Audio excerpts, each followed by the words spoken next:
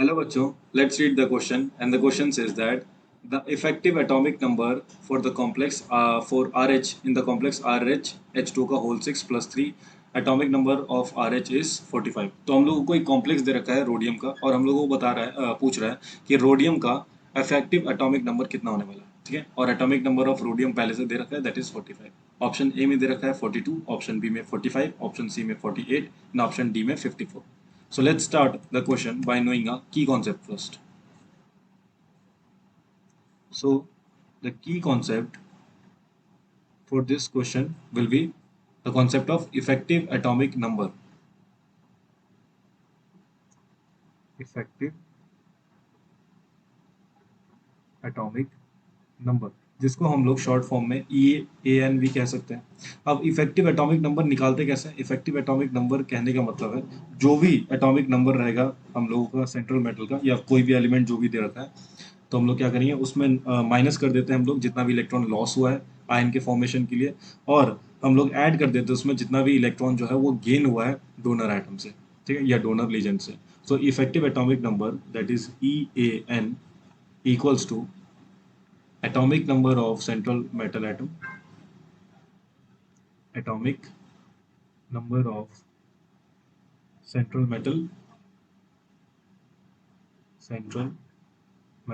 और उसमें से हम लोग माइनस कर देते हैं that is number of electrons lost, number of electron lost in ion formation, in ion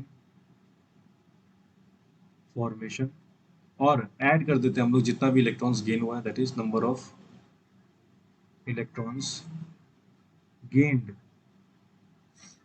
from donor atom of the legend, donor atom of the legend, ठीक है। ये हम लोगों का इफेक्टिव एटॉमिक नंबर निकालने का तरीका हो गया। अब अगर जो कॉम्प्लेक्स हम लोगों को दे रखा है उसमें देखें दैट इज RH H2O का होल 5 सॉरी होल 6, और इसके ऊपर में चार्ज है हम लोगों का +3। अब क्योंकि इसके ऊपर चार्ज +3 है तो ऑक्सीडेशन स्टेट जो रहेगा RH का दैट इज रोडियम का, वो हम लोगों का +3 निकल के आएगा, ठीक है। क्यों? क्योंकि वाटर का जो ऑक्सीडेशन स्टेट होता है वो हम लोगों का 0 होता है। तो यहाँ पे क्या करेंगे इफेक्टिव एटॉमिक नंबर निकालने के लिए जो भी एटॉमिक नंबर रहेगा रोडियम का दैट इज जो क्वेश्चन में दे रखा था 45, उसमें से हम लोग माइनस कर देंगे जो भी इलेक्ट्रॉन लॉस हुआ है। अब क्योंकि RH जो है वो हम लोगों का RH+3 में मौजूद है, आयन में मौजूद है, मतलब यहाँ पे 3 इलेक्ट्रॉन का जो है वो लॉस हुआ है, ठीक है। तो माइनस कर देंगे हम लोग 3 इलेक्ट्रॉन और ऐड कर देंगे जितने भी इलेक्ट्रॉन जो है गेन हुआ है। क्योंकि यहाँ वाटर है और वाटर यहाँ पे 6 वाटर है दैट इज हेक्सा फॉर्म में मौजूद है, तो 6 लोन पेयर्स जो है वो RH को मिलेगा वाटर के थ्रू, दैट इज H2O जो है वो 6 H2O जो है वो अपना अपना लोन पेयर जो है वो वाटर को RH को दैट इज रोडियम को देंगे। तो एक वाटर के पास इट इज H2O और ये हो गया H2। अब एक वाटर के पास क्या है, दो लोन पेयर है, एक लोन पेयर रहता है that is number of 2 electrons. तो क्या होगा 6 H2 मॉलिक्यूल के पास 12 इलेक्ट्रॉन्स होंगे क्योंकि 6 लोन पेयर डोनेट कर रहा है, तो यहाँ पे 12 जो है ऐड कर देंगे। सो जो टोटल आ जाएगा वो हम लोगों का आ जाएगा 54।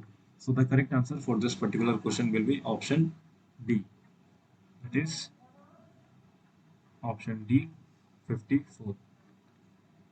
Hope you enjoyed the concept. Thank you and best of luck.